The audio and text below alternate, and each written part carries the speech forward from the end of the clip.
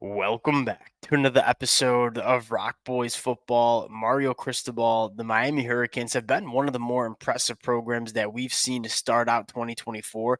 And yes, a large storyline to this Miami Hurricanes team being so good to start in 2024 has been guys like Cam Ward and Xavier Restrepo, the guys that we knew would be some of the best players on this roster. That being said, I think a large part of why Miami has looked so good throughout the first 2 weeks is they're having a lot of guys that you kind of needed to step up.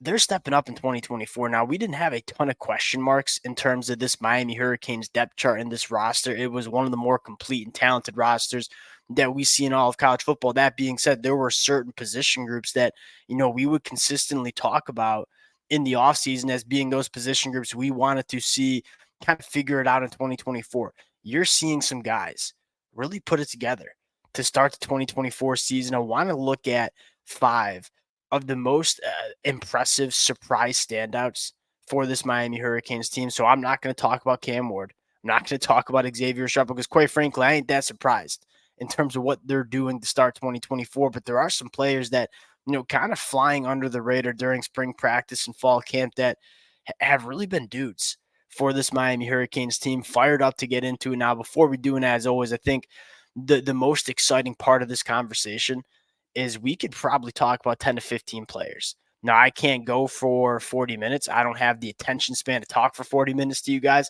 So I picked 5 or 6 guys that I really wanted to highlight.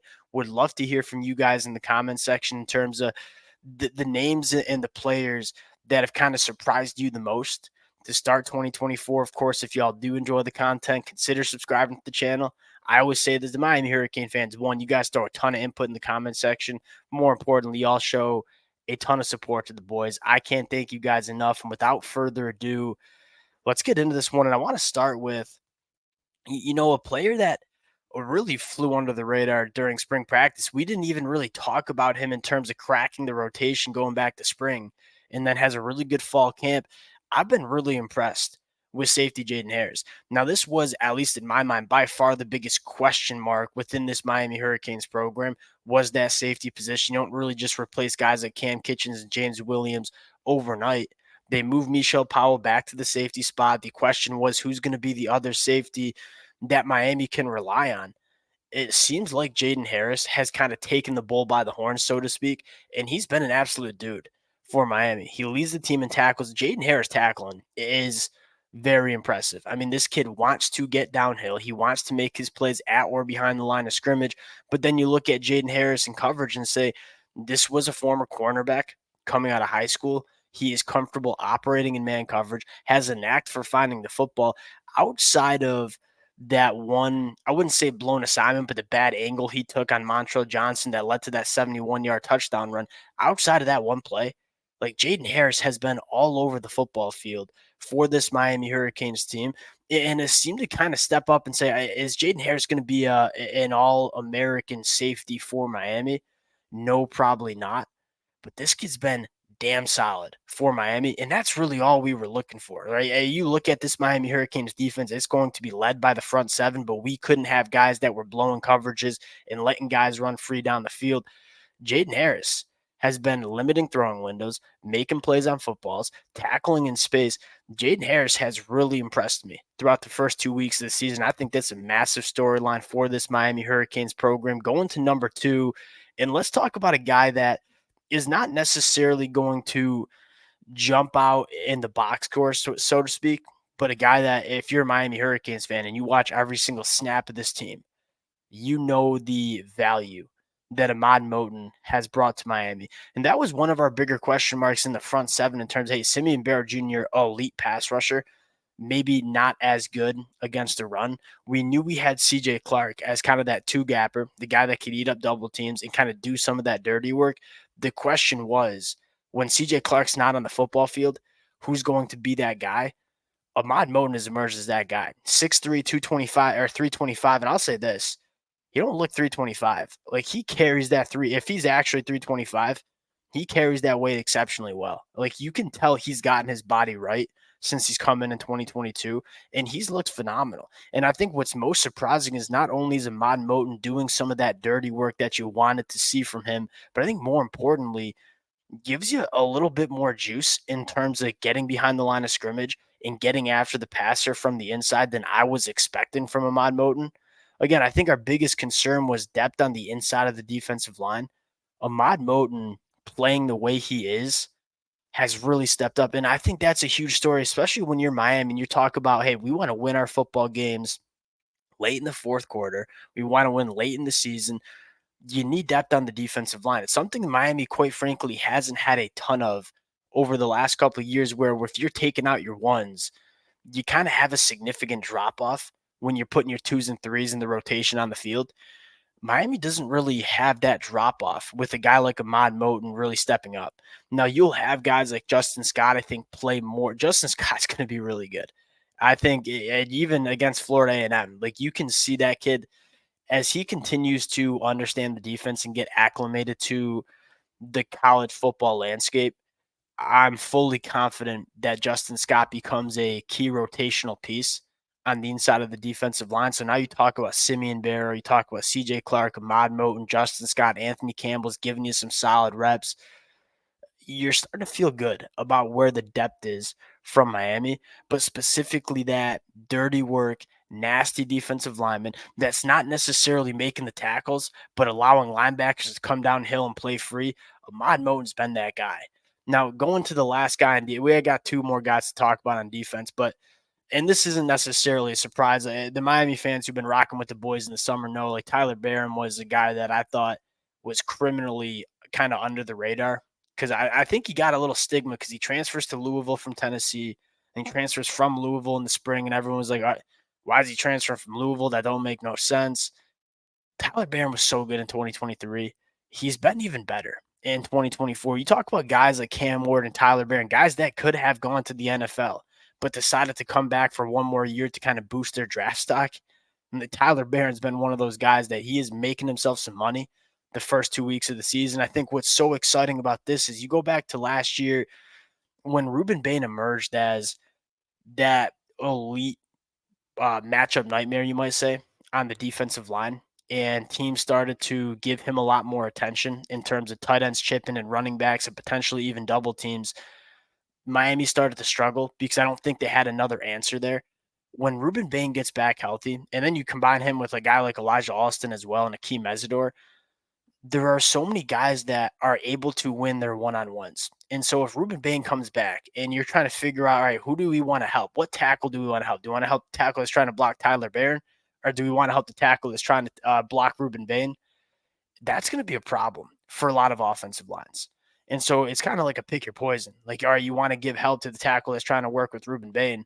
Tyler Barron's going to get after the quarterback. They didn't really have a guy that could really capitalize on some of those mismatches last year. Tyler Barron's going to be that guy. You take a look at the numbers: 4 sacks, a 28% pass rush win rate throughout the first 2 weeks.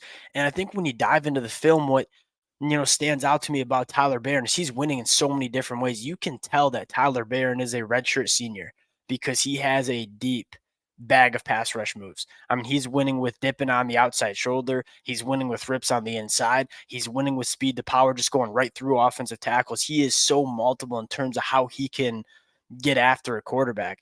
This kid has been extremely impressive, not only in the pass rush, but also stopping the run as well. When Ruben Bain gets back healthy, you talk about Akeem Mesidor and Elijah Austin. Why were we so high on this Miami Hurricanes program heading into 2024? Yes, it started with Cam Ward, but secondly, it was this elite pass rush. That's exactly what we've been getting the first 2 weeks of the season. Now, going to the offensive side of the football, let's talk about a guy that he's been so good. And I think the expectations were so high, nobody's talking about it. Like Francis Mauigoa last year, you could tell he was a true freshman.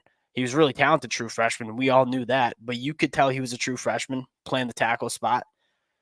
He is taking that step. He's probably been Miami's best offensive lineman, maybe outside of Inez Cooper, to start the 2024 season.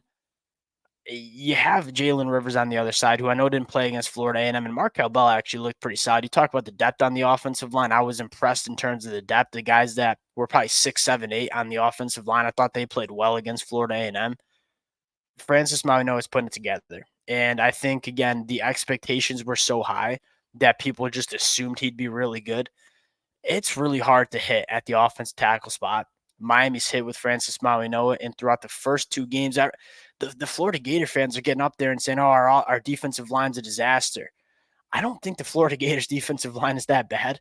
I think this Miami Hurricanes offensive line is just that good.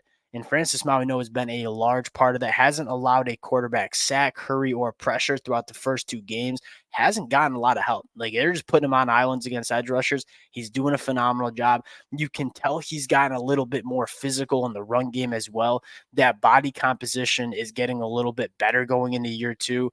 Really fired up about what we've seen from Francis Mauigoa. And the last player I want to talk about, again, so many different guys on offense you could talk about. Let's talk about the tight end position. A position that we said we want to see more of from Miami in 2024. Well, we've gotten that. Whether it's Elijah Royal, whether it's Riley Williams, whether it's Cam McCormick or Elijah Lofton, these tight ends are becoming difference makers for this Miami Hurricanes team. And I think one, it has a lot to do with the guys on the boundary stepping up. And so you're seeing safeties respect what Isaiah Horton or Xavier Restrepo or Samuel Brown can do on the outside.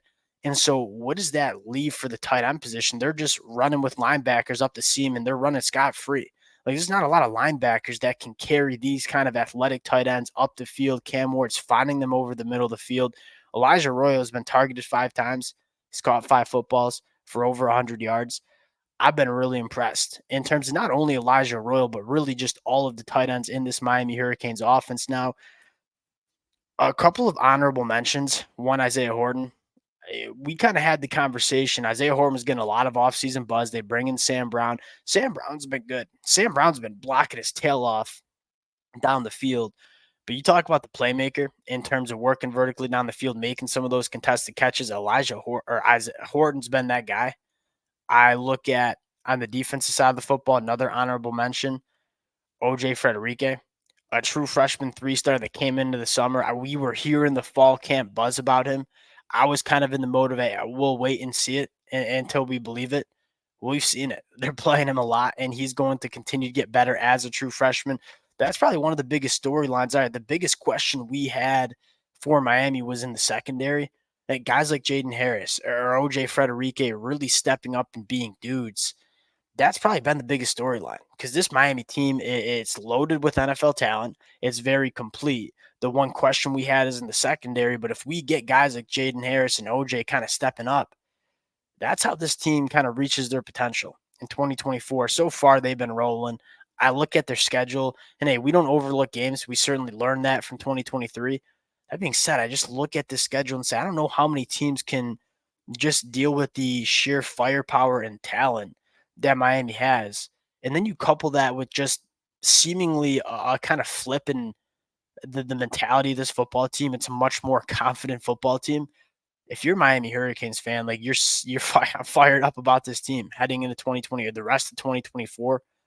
We'll cut it out there. Again, would love to hear from you guys in the comment section in terms of the players that you think are stepping up, the surprise standouts. Look, we know Xavier Restrepo and Cam Ward are dudes, but who are the guys that maybe aren't getting talked about with the national media that have really impressed you guys? Let it fly in the comment section. Appreciate y'all rocking with it. If you guys do enjoy the content, consider subscribing to the channel, and we'll talk to y'all later.